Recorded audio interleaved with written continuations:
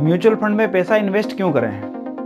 कहीं ये भी एनबीएफसी या कोऑपरेटिव सोसाइटी के जैसे फ्रॉड निकला तो हम किसके पास जाके क्लेम करेंगे? हाँ भाई, सही सवाल आपका। हम कैसे विश्वास करें म्यूचुअल फंड पर? मेरे एक समझदार इन्वेस्टर ने यही मेरे से सवाल पूछा कि म्यूचुअल फंड कौन ऑपरेट करता है, कैसे काम करता है। तो मैंने उसको तो जवाब दे दिया। फिर मैंने सोचा कि उन्हें इसी टॉपिक पे एक अच्छा सा वीडियो बना दूं ताकि आप सभी लोगों को ये जानकारी मिल सके कि म्यूचुअल फंड कैसे काम करता है, इसको कौन ऑपरेट करता है वगैरह वगैरह। ये वीडियो स्किप मत करिएगा, पूरा देखिएगा।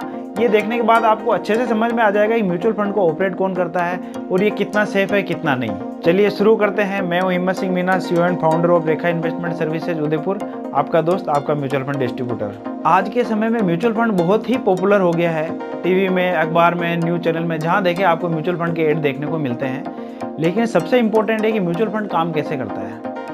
जिस तरह से सभी बैंक को आरबीआई रेगुलेट करता है और सभी इंश्योरेंस कंपनी को आईआरडीए रेगुलेट करता है, ठीक उसी तरह से सभी म्यूचुअल फंड को सेबी रेगुलेट करता है।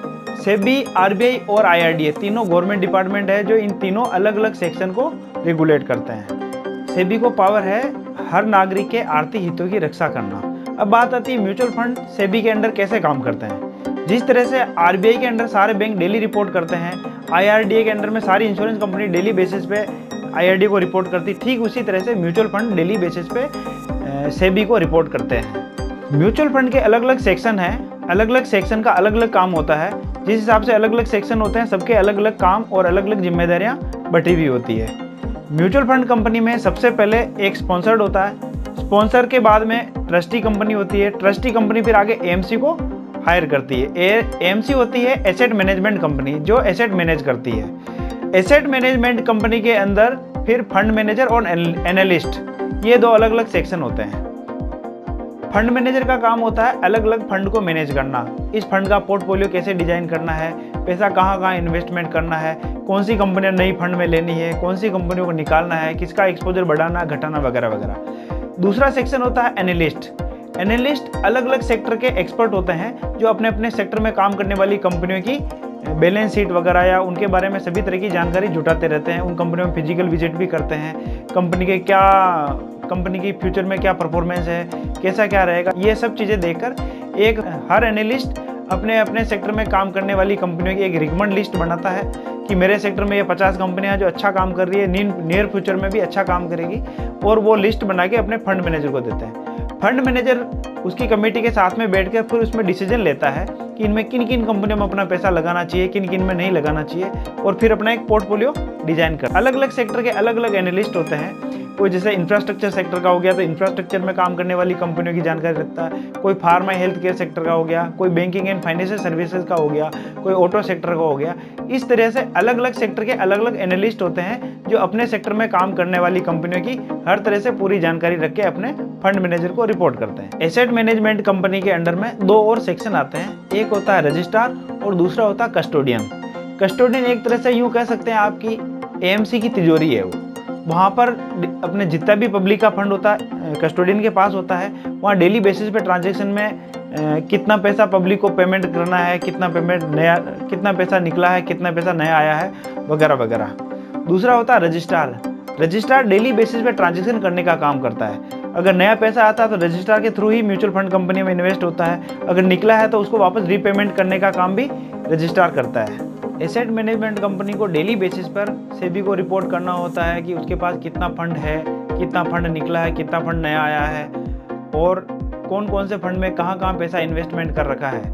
अगर किसी भी एक भी रूल को अगर कोई एएमसी तोड़ती है तो उस पर सेबी बहुत बड़ी पेनल्टी लगाता है। म्यूचुअल फंड कंपनी या एएमसी अगर किसी भी फंड में पैसा ले रही है तो उस पैसे को हर महीने इन्वेस्टर के सामने डिस्क्लोज करना पड़ता है कि आपका पैसा किस फंड में, अगर इस फंड में डाला तो किस कंपनी में डाला है और किस किस रेशियो में डाला है। एक फंड के अंदर अगर आप 100 रुपये भी डालते हो तो आगे जाके 50 कंपनियों में डिवाइड होकर इन्वेस्ट होता है। इसलिए म्यूचुअल फंड काफ़ी अच्छी तरह से डाइवर्सिफाइड है और ये डेली बेसिस पर आप अपना पोर्टफोलियो कभी भी ऑनलाइन भी चेक कर सकते हैं, कंपनी की वेबसाइट पर भी जाकर चेक कर सकते हैं। फंड मैनेजर अपने हर फंड का पोर्टफोलियो डेली बेसिस पे ट्रैक करता है अपना जो पैसा 50 कंपनी में लगा हुआ उनमें डेली बेसिस पे देखता है कि किस कंपनी में अगर रिटर्न अच्छा आ रहा था एक्सपोजर बढ़ाना है, कोई कंपनी अगर परफॉर्मेंस अच्छी नहीं दे रही तो उसको घटाना है, या कोई नई कंपनी है मार्केट में तो उसको लेना है। ये सब काम डेली बेसिस पे फंड मैनेजर करता है। इसलिए म्यूचुअल फंड में अपना पैसा काफ़ी अच्छी तरीके से डाइवर्सिफाइड होता है और सुरक्षित रहता है। अगर आपको पैसा बनाना है और बढ़ती हुई इकोनॉमी का अगर फ़ायदा उठाना है तो पैसा म्यूचुअल फंड में ही डालना पड़ेगा। इसके अलावा और कोई दूसरा विकल्प नहीं है जहां पर आपको अच्छी ग्रोथ मिल सके। म्यूचुअल फंड को डेली ट्रांजैक्शन में पूरे मार्केट में पूरे दिन के अंदर जो भी हुआ है उसके अंदर आपको कितना प्रॉफिट मिला है या क्या आपके पोर्टफोलियो की स्थिति है, डेली का डेली शाम को कैलकुलेट करके आगे रिपोर्ट करना होता है। म्यूचुअल फंड ये सब करने के लिए अपना एक नॉमिनल चार्ज होता है जिसको एक्सपेंस रेशियो कहा जाता है, वो चार्ज करता है। सपोज करो कोई म्यूचुअल फंड कंपनी आपके किसी एक्स फंड के अंदर 1% एक्सपेंस रेशियो चार्ज कर रही है, तो वो 1% आपको 365 दिन में डिवाइड करके वो चार्ज करेगा। 365 दिन में एक रुपये का कुछ बहुत नॉमिनल चार्ज होता है जो म्यूचुअल फंड चार्ज करता है, बाकी सारा पैसा आपकी वैल्यूएशन में जोड़ दिया जाता है। म्यूचुअल फंड इसके अलावा और किसी तरह का कोई चार्ज नहीं लेता है, चाहे कितना भी प्रॉफिट आ रहा हो वो आपकी फंड वैल्यू में ऐड हो जाएगा। म्यूचुअल फंड का काम होता है आम लोग जो बढ़ते हुए मार्केट की ग्रोथ का फायदा उठाना चाहते हैं लेकिन नॉलेज के अभाव में नहीं उठा सकते, उनका छोटे छोटे लोगों का पैसा इकट्ठा करना और अपने एक्सपर्ट फंड मैनेजर के माध्यम से मार्केट में लगाना और वहां से अच्छा प्रॉफिट कमा के वापस डिस्ट्रीब्यूट करना, ये म्यूचुअल फंड का बेसिक काम होता है। इसलिए कहते हैं कि म्यूचुअल फंड ही एक ऐसा डिपार्टमेंट सबसे अच्छा रिटर्न देता है। ये थी म्यूचुअल फंड के बारे में बेसिक जानकारी। मेरे द्वारा दी गई जानकारी आपको कैसी लगी मुझे कमेंट बॉक्स में ज़रूर बताएं। इसके अलावा और भी अगर आपके दिमाग में सवाल है तो मुझे कमेंट बॉक्स में ज़रूर लगें। हो सकता कोशिश करूंगा कि अगला वीडियो मैं उसी टॉपिक पे बनाऊं। आप मेरे इस वीडियो को अधिक से अधिक लाइक और शेयर करें और ताकि ये जानकारी अधिक से अधिक लोगों तक पहुंच सके।